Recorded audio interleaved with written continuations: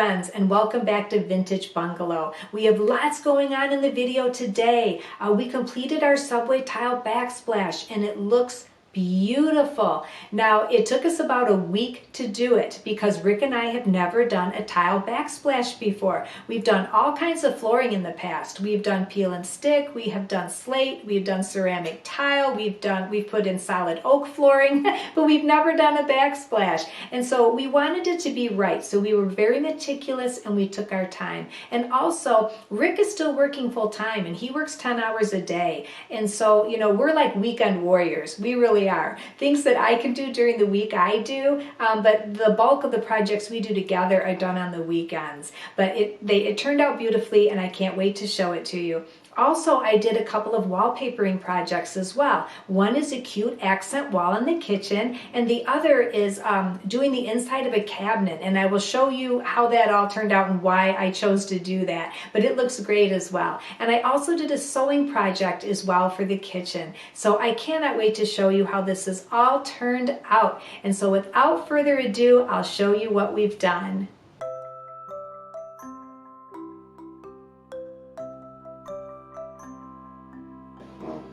We're just going to silicone underneath the sink, so when we set it down on the countertop, we're going to finish positioning it and it's going to hold it where we want it. We're going to let it harden up, and after that we're going to pull the tape off so there's no too much silicone, and then you're going to use the white sealant all the way around the sink.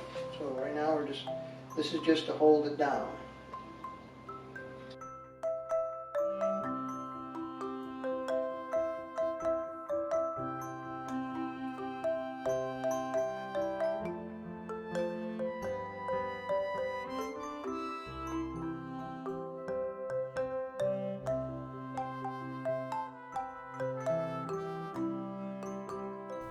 We went to Home Depot to pick out our backsplash tile, and they had a lot of beautiful tile to choose from, a lot of different beautiful styles and colors. I knew I wanted a white subway tile, and we ultimately went with a 3x6. We needed to choose the trim pieces as well, and this is what we chose. We also needed to purchase all of the tools for this project, and we needed to get our mud and our grout as well. Now this is a very important tip. When you're taking off your countertops, you leave a little bit of space between your countertop and the wall, because if you don't, once your tiling job is done, you will not get the tape out from under the tile. We wanted to not have a problem laying the tile, and we didn't want to start laying tile and then having a problem here, a problem there. So I decided I would try to draw it in a little CAD system, and it came down to how wide are the tile, how wide are the spacers exactly, because you can end up in the problem. So we ended up having to shift away from being centered on the window to kind of not centered on the window, so that we ended up with tiles that were not skinny, not too wide. And so that's what we ended up with. So theoretically, my plan may come to fruition. Take note, because a wise man once said, everybody has a plan, right until they get punched in the face. So, For the love. be a full tile right there on that edge, and that's the master plan. And if it doesn't work out, well, It'll work out. I got chisels and stuff like that, so. Oh, it'll be beautiful. And we got more drywall in the garage too. Oh gee, we're not going there. We're done with drywall. Done. It's a subway, for crying out loud. Okay, so what do you expect? You're going by. Did you see it? Yeah, every subway I've ever been on, I looked at the tile. Oh yeah, me too. Especially when we were in Paris, and we rode the tube. And I wanted to stop and talk to somebody that was tiling, but we never saw anybody. So to try to get some expert advice. Yeah, because the tile was put in probably 100 years ago or more. Yeah, maybe those guys aren't around. But. No, they're not there anymore. Okay, so we're going to be using this VersaBond white. It can be used as thin set or regular. It says regular professional tile mortar.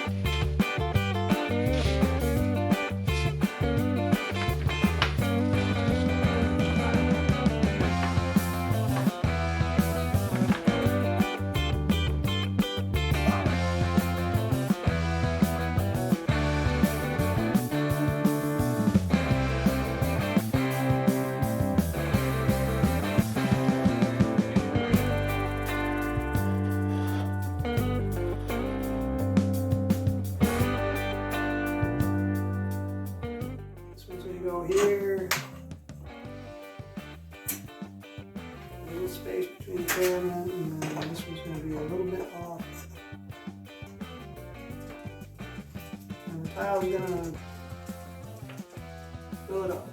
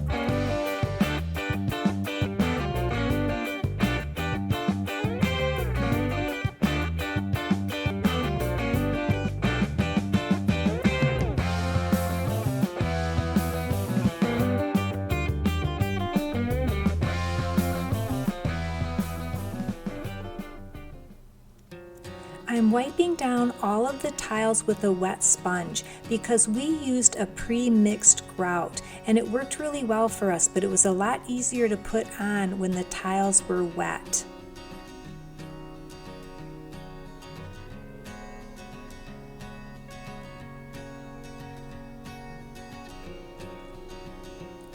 We used a 2-bucket system. We had 1 bucket and 1 sponge for the dirty water and an additional bucket and another sponge for the clean water. And first we went over all of the tile with the dirty water, and we really put this on too thick originally, meaning we didn't take enough of the grout off with the float before we started to clean it up, and we did better as we went on. Now I'm using the clean sponge and the clean water, and you want to wring this water out really, really well before you wipe down your tiles. Now I'm going to do 1 pass along these tiles with one side of the sponge. And then I flip it over and I do an additional pass with the sponge.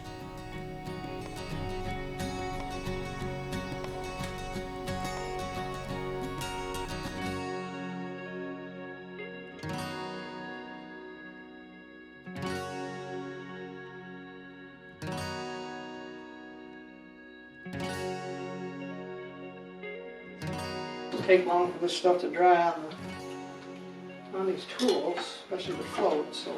So we're kind of washing them off in between each section that we do, right?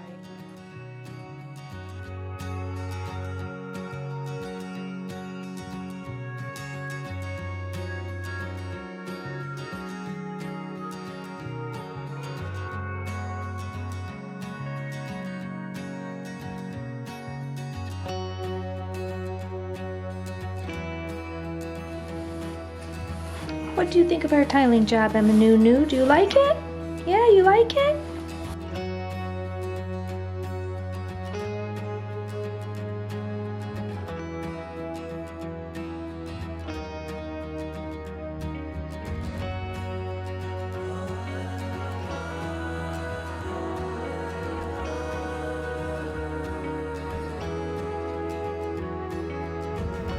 After the initial grouting and cleaning was all done, we waited about 4 hours, and then I went back with a clean sponge and I cleaned the tile again to get any remaining grout residue off. Today we're going to be caulking between the tile and the countertop, and I'm going to be using this sanded ceramic tile caulk. It says it's siliconized from Custom Building Products.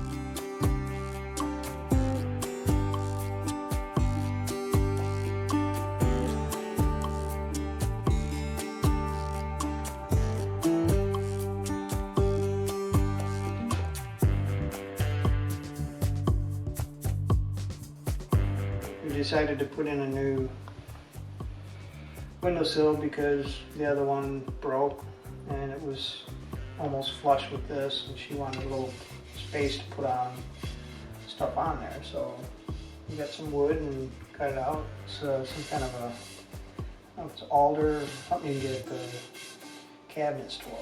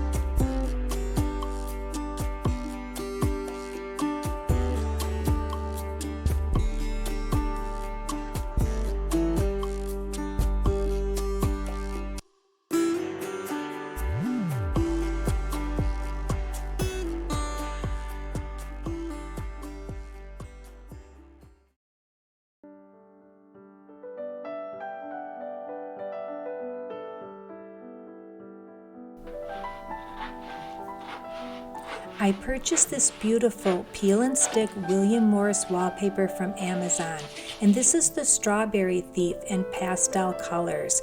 And I really thought that this would look really nice in this area where our appliance garages used to be. I wanted to create a beautiful accent wall. I always use Easy Hang Wallpaper Spray because it helps you to easily position your wallpaper in the event you need to move it around. And I guarantee you, you will need to move it around.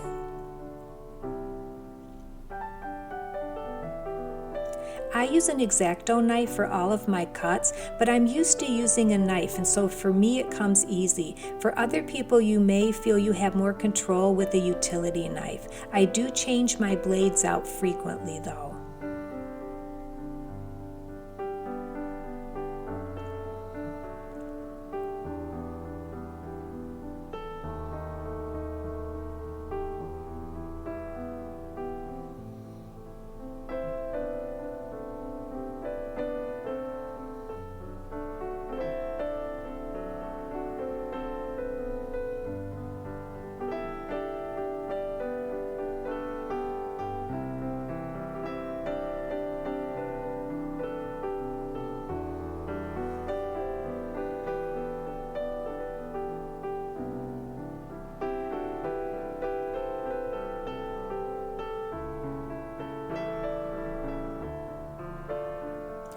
Another tip is to very slightly overlap your wallpaper so that when it dries, if it pulls apart a little bit, you won't see the seams.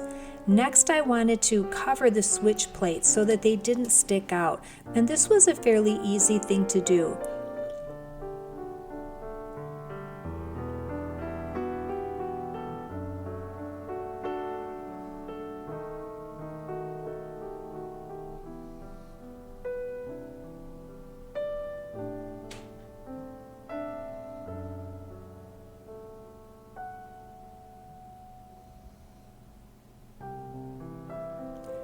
After I peeled off the backing, I used a little bit of super glue to help hold this paper in place on the back side of the switch plate, being very careful not to get the glue on my fingers. You can see me using a pen to kind of smooth it on there.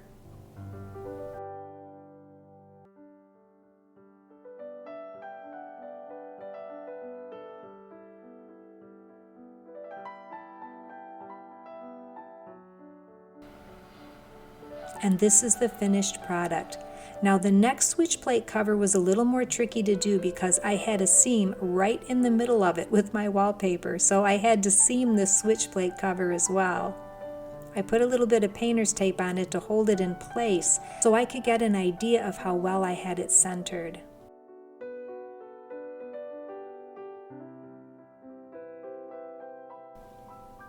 And it looked pretty good. I put the first piece on and then peeled back the paper and put the second piece on.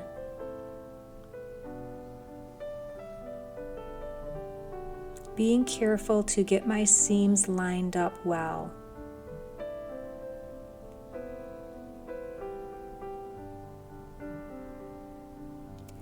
And it turned out really nice.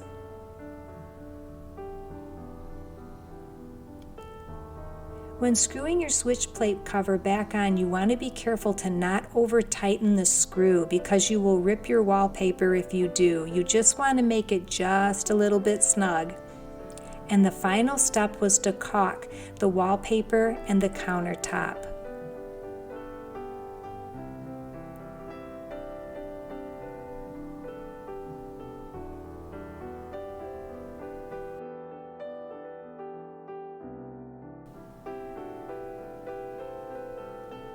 And now my beautiful accent wall is finished, and I couldn't be happier. It ties in so beautifully with the soft sage green paint.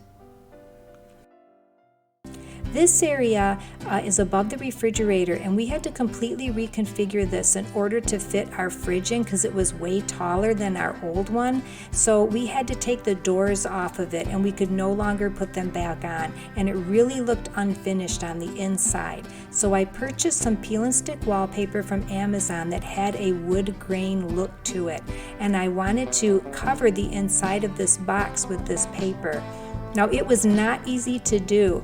It was a very small space and my arms were barely long enough to reach that back wall, and I apologize for the shot of my derriere. It was very difficult to film putting this wallpaper up, and it was pretty difficult to put the paper up as well.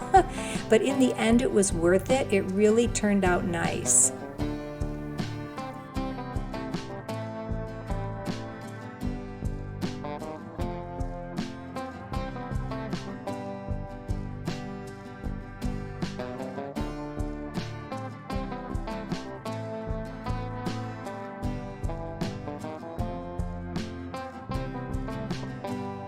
I needed to fill in the holes where the hinges used to be for the doors, so I filled them in with caulk, and after it was dry, I took a little bit of brown paint and I touched up the spots, and now you can't even see where the holes were.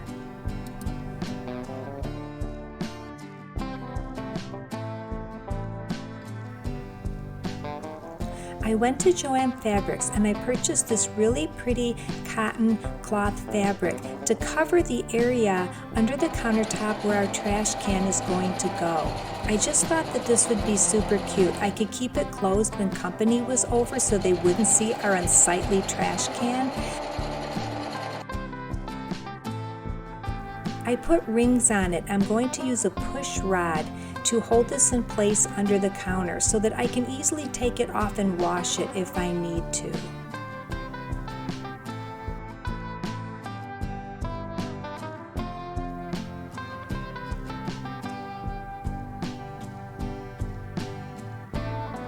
And this is how it turned out. It slides really easily on the push rod, and then we can pull the trash can out when we want to while we're cooking to easily access it, and when we're done, push it back into place.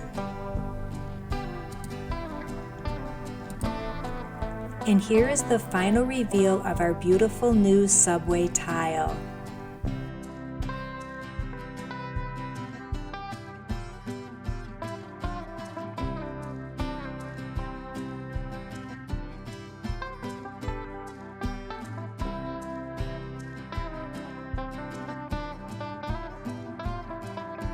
If you haven't already subscribed, please consider, because our next video is going to be the final reveal of our beautiful vintage kitchen makeover, and I cannot wait to show it to you. I will have everything in place, the curtains up, and you'll get to see everything all tied in all at one time. Also, I have a lot of really nice antiques, kitchen items that I have inherited from my great-grandmother, my grandmother, my mother, and Rick's mother, and I want to show you all these beautiful pieces. Now, the one thing that we didn't inherit is our beautiful 1920s Hoosier cabinet. We purchased that about 8 years ago for our previous home, and it fits perfectly in our kitchen today in our new vintage home, and I want to show that to you because, number one, it's in excellent condition. It still has the original sifter, and we use it for storage for all of our kitchen items. So I want to show you how we utilize this beautiful antique piece. So this is it for today's video. And as always, Rick and I would like to thank you all so much for watching today's video. We love you guys, and we'll see you all soon. Goodbye.